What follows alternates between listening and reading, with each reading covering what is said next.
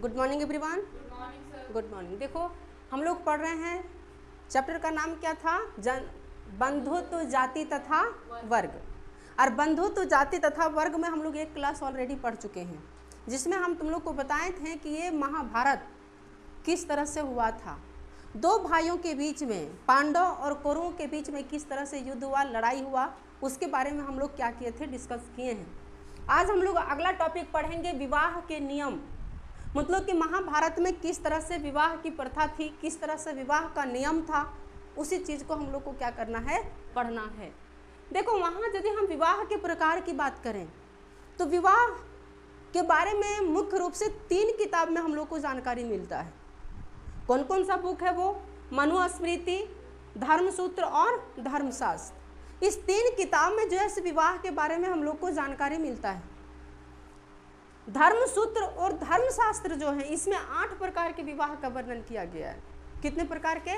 8 प्रकार के विवाह का वर्णन किया गया है। समझो कि धर्मसूत्र और धर्मशास्त्र जो है, इसमें 8 प्रकार के विवाह का वर्णन किया गया है, जिसमें कहा गया कि प्रथम जो 4 विवाह है, 4 प्रकार के जो विवाह हैं, वो विवाह अच्छे माने गए हैं, और बाकी जो 4 प्रकार के विवाह हैं वो विवाह निंदनीय माने गए, इंसल्ट वाला माना गया। अब वो कैसे इंसल्ट वाला माना गया? अब मान ले हमारे समाज में ही हम लोग बात करते हैं कि जो विवाह अरेंज मैरिज होता है, मम्मी और पापा की सहमति से होता है, वो विवाह अच्छे माने जाते हैं ना। और वही जो विवाह भाग करके लोग करते हैं, भाग गए, लड़का लड़की भाग गया और भाग करके जा करके मंदिर में शादी कर रहा है, चाहे इधर उधर कहीं भी जा करके शादी कर रहा है, कोर्ट मैरिज कर रहा है, लव मैरिज कर रहा है, क्या उस विवाह को हमारा सोसाइटी एक्सेप्ट करता है? नहीं करता है। तो उस विवाह को हमारे समाज में इंसल्ट माना जाता है। उसी प्रकार से महाभारत में भी 4 प्रकार के जो विवाह थे, उस विवाह को इंसल्ट माना जाता था। और जो 4 प्रकार के विवाह थे, जो मन मर्जी से होता था, अपनी गोत्र में होता था, वो सब जो है सो अच्छे विवाह माने जाते थे। ठीक, देखो वहाँ पर बात है कि पुत्री जो थी, पुत्री को क्या क्या अधिकार था। पुत्री कहने का मतलब बेटी। जो बेटी हुआ करती थी महाभारत में, महाभारत के टाइम में, उस बेटी को पिता की संपत्ति पर कोई अधिकार नहीं होता था। अब जो है सो अधिकार मिल गया है। अब की बेटी कहीं चाहेगी कि हमको पिता की संपत्ति पर अधिकार मिलना चाहिए, जितना ज़मीन भाई को मिल रहा है, जितना ज़मीन उतना ज़मीन हमको भी मिलना चाहिए, हिस्सा कहीं लेना चाहेगी तो आज की लड़कियां हिस्सा ले सकती है। पहले ऐसा नहीं था। पहले जो है सो ऐसा नहीं था। पहले की लड़कियां यदि हिस्सा लेना चाहती तो वो हिस्सा नहीं ले पाती। लेकिन आज की लड़कियां कहीं चाहेगी ना कि हम अपना हिस्सा खुद लेंगे, माँ बाप से कहीं मांग कर देगी तो आराम से ले लेगी। तुम लोग नहीं मांग कर देना, ऐसा समझे कि नहीं। लेकिन लोग घर में समझा देते हैं कि देखो तुमको हिस्सा क्यों दें, तुम्हारी शादी में 15 लाख 20 लाख जो खर्च हुआ तो तुम्हारा वहीं कट गया। ये लड़की कह सकती है कि नहीं 15 लाख 20 लाख शादी क्यों, हम देने बोले थे, अब मत दीजिए, हमको हिस्सा चाहिए, तो हिस्सा ले सकती है। लेकिन उस समय हिस्सा नहीं ले सकती थी, क्योंकि पिता की संपत्ति पर अधिकार किसका था? बेटा का होता था। दूसरा है कि गोत्र से बाहर विवाह, जिसको बहिर्विवाह। विवाह 2 प्रकार के होते हैं, एक को कहते हैं अंतर्विवाह, दूसरा को कहते हैं बहिर्विवाह। अंतर्विवाह जो अपने ही गोत्र के अंदर विवाह हो उसको अंतर्विवाह कहते हैं, और जो अपने गोत्र के अंतर्विवाह नहीं हो उसको बहिर्विवाह कहते हैं। अब बात है कि गोत्र किसको कहते हैं। देखो होता पुराने समय में क्या था, वैदिक काल में, कि ऋषि मुनि हुआ करते थे। और ऋषि मुनि जो होते थे वो अपने पास गाय को पालते थे, गौ माता को। और गौ माता का दूध है ऋषि मुनि जितने घरों तक पहुंचाते थे वो उसका गोत्र हो जाता था। समझे कि नहीं? जितने घरों तक पहुंचाते थे वो उसका जजमान हो जाता था। जिस तरह से अभी पंडित जी होते हैं ना, कि पंडित जी ये मेरा पंडित जी, वो तेरा पंडित जी, वो तेरा पंडित जी, उसी तरह से पहले ऋषि मुनि हुआ करता था। वो अपने पास गाय रखा करते थे, और जितने लोगों के घर में वो दूध पहुंचाते थे वो उसके गोत्र के हो जाते थे, और उसी का वंशज जो है सो आगे बढ़ता चला गया। तो जो ऋषि मुनि का गाय हुआ करता था वो उसका गोत्र कहलाया। समझे कि नहीं? जैसे कि मान ले मेरे दादा ऋषि हैं, और वो ऋषि होने की वजह से गोत्र गाय पाले हैं, और पूरे गांव में जो है सो दूध पिला रहे हैं। अब वो दादा परदादा जो है सो टपक गए। अब उसके बाद वो दादा तो नाम तो रहा उसका।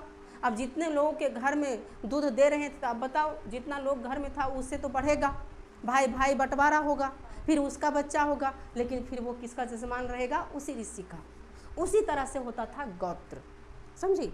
तो गोत्र कहने का मतलब है यहाँ पर महाभारत में अपने गोत्र के अंदर विवाह करना अच्छा नहीं माना जाता था, बहिर्गोत्र विवाह करना अच्छा माना जाता था। जैसे कि आज के समय में यदि देखें भाई बहन शादी होता है नहीं, भले कोई कर लेता हो अलग बात है, लेकिन भाई बहन में शादी नहीं होता, पॉसिबल नहीं। अपने गांव में भी शादी नहीं कर सकते हो, लेकिन लोग गांव छोड़ो, ये घर आगे घर सामने घर पीछे घर शादी हो रहा है आजकल, अभी हो रहा है ना।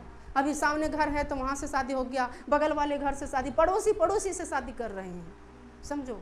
जो कि इसकी पूरी खुराफात वो जान रहे हैं, उसकी पूरा खुराफात वो जान रहे हैं, और शादी हो रहा है, लव मैरिज शादी हो रहा है, सब तो होता है। तो विवाह जो था उस समय, अंतर विवाह जो था वो नहीं था, और अंतर विवाह को अच्छा नहीं माना जाता था, बहिर्विवाह को अच्छा माना जाता था। वही है कि बहिर्विवाह को अच्छा माना जाता था, अंतर विवाह को अच्छा नहीं माना जाता था। देखो विवाह जो थे, सिस्टम ये था बहुपति और बहुपत्नी। बहुपति और बहुपत्नी मतलब क्या होता है कि एक पुरुष एक से ज़्यादा पत्नियां रख सकते थे, और एक महिला भी एक से ज़्यादा पति रख सकते थे। अभी ऐसा सिस्टम नहीं है। अभी एक से ज़्यादा पत्नियां हो सकता है किसी का, एक से ज़्यादा पति होता है क्या? नहीं।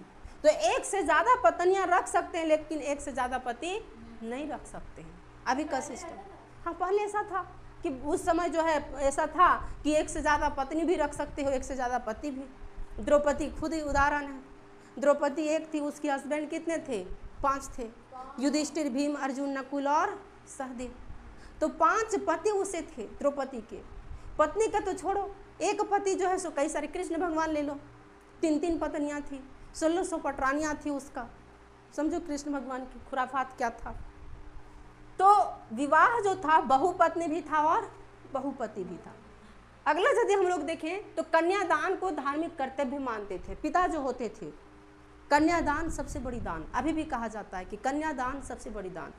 यदि किसी के हिस्से में कन्यादान सौभाग्य प्राप्त हो रहा है, समझो कि वो बहुत पुण्यात्मा वाला आदमी है, कि वो अपनी उस बेटी को, उस खून को वो दान दे रहे हैं, जिसको वर्षों 20 साल 22 साल सींच करके उसे बड़ा किया अपनी आंखों के सामने, उसकी हर ज़रूरत को पूरा करता है, और हर ज़रूरत को पूरा करने के बाद एक ही क्षण में उस बेटी को एक ऐसे लड़का, अनजान लड़का के हाथों में सौंप देता है जिसको आज तक कभी उन्होंने देखा भी नहीं होता है, और उस अनजान लड़का के हाथों में उसे सौंप देता है।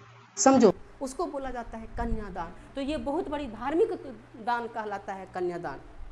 उस समय भी कहलाता था, अभी भी कहलाता है, समझे कि नहीं। लेकिन धीरे धीरे हुआ क्या, नए नए समाज का विकास होने लगा, और नए नए जब समाज का विकास जब होने लगा तो विवाह की पद्धति और विवाह का सिस्टम भी चेंज होने लगा। पहले जैसा विवाह होता था वैसा विवाह नहीं होने लगा। अभी ही तुम देखो, अभी विवाह होटलों में होने लगी है। पहले विवाह जो है सो होता था तो लड़की जो है चाहे लड़का जो है सो बैलगाड़ी पर जाते थे, बारात को पैदल जाते थे, उसे डोली में ले जाया जाता था, पालना में। अभी BMW कार में, तो कार में एक से एक स्कॉर्पियो, बोलेरो, उस सब में बहू को चाहे वर को ले जाता है बारात। अभी हाँ, अभी के समय में डीजे, पहले के समय में डीजे नहीं हुआ करता था, ढोल नगाड़ा हुआ करता था, और ढोल नगाड़ा के साथ सब जाया करता था। कितना मज़ा आता होगा, सब पैदल बारात जा रहा है। और पहले जब बारात जाता था तो 2 दिन रहा करते थे, रात में उसकी शादी हो, फिर सुबह 1 दिन और रहा करते थे, समझे कि नहीं। और अभी रात गया, 1 घंटा के अंदर खाना पीना जैसे हुआ, भागो, बाराती में कौन रुकता है साला, भागो। और सब जो है सभी के समय में क्या होता है, भाग जाता है। तो ये है विवाह का सिस्टम, समझे कि नहीं। तो मनुस्मृति जो किताब था, इस मनुस्मृति किताब को 200 BC से लेकर के 200 AD तक संकलित किया गया। संकलित बोल रहे हैं हम, लिखा तो बहुत पहले गया, जैसे कि कुछ लोग यहाँ जमा किया गया उसको, और जमा करने में 200 BC से लेकर के 200 AD लग गया। और इसमें, इस किताब में कन्यादान, बहुमूल्य वस्त्र और अलंकार का वर्णन है कि कन्यादान किया जाना चाहिए। जो बेटी है, बेटी उसको वस्त्र देंगे, उसको क्या देंगे, अलंकार। कहने का मतलब हुआ ज्वेलर्स, कानवाली, ये सब अभी लड़का पक्ष से देता है अभी के समय में। पहले के समय में ये किसके तरफ से दिया जाता था, इसके अलावा वर को दान देना होता था। वर जैसे कि दुल्हा जो होते थे, लड़का, अभी भी लड़का को दान दिया जाता है। अंगूठी कोई देते हैं, कोई गले का हार देते हैं, तो कोई क्या देते हैं, समझा कि नहीं। वर वधू की इच्छा, और वर वधू की इच्छा पूछी जाती थी, तुम्हें ये वधू पसंद है, तुम्हें ये लड़की पसंद है, तुम्हें ये लड़का पसंद है कि नहीं पसंद है, अभी नहीं पूछा जा रहा है। इसीलिए ये हो रहा है कि मेघालय में हत्या हो रही है, तो सोनम ने हत्या कर दिया, राजा का करवा दी, तो इधर सौरभ की हत्या हो रही है, तो इसका हो रहा है तो कोई इसका हो रहा है, समझे कि नहीं। क्यों हो रहा है हत्या? क्योंकि वर की इच्छा नहीं पूछा जा रहा है। यदि वो लड़की से इच्छा पूछा जाता कि बताओ तुम कौन से लड़के से विवाह करोगे, तो वो लड़की तो सच सच बता देती कि हमको उस लड़के से विवाह करना है। अरे भाई, विवाह करना है तो करो ना, कौन मना, उस समय भी मना कर सकती वो लड़की, चाहे तो 2-4 लोगों 10 लोगों के बीच में कह सकते हम उससे विवाह नहीं करेंगे। विवाह कर लेता है, विवाह करने के बाद उसको जान से मार देता है, ये कहाँ का बताओ। किसी के बेटे की तुम हत्या कर रहे हो, उसका बुढ़ापे के माँ बाप का सहारा कौन बनेगा, समझा कि समझती नहीं है लड़की, सब होती है बकलोले, सब मरवा देती है, एक ऐसे लड़के के चक्कर में मरवा देती है जो लड़का बाद में उसको सपोर्ट भी नहीं करने वाला है, समझा कि नहीं। धर्मसूत्र और धर्म शास्त्र में भी विवाह का वर्णन किया गया, 8 प्रकार के विवाह का वर्णन किया गया है, समझे कि नहीं। तो इस तरह से विवाह का सिस्टम था, और विवाह का सिस्टम है जिसको हम लोग पढ़ेंगे अगला टॉपिक में। इतना लिख लो पहले।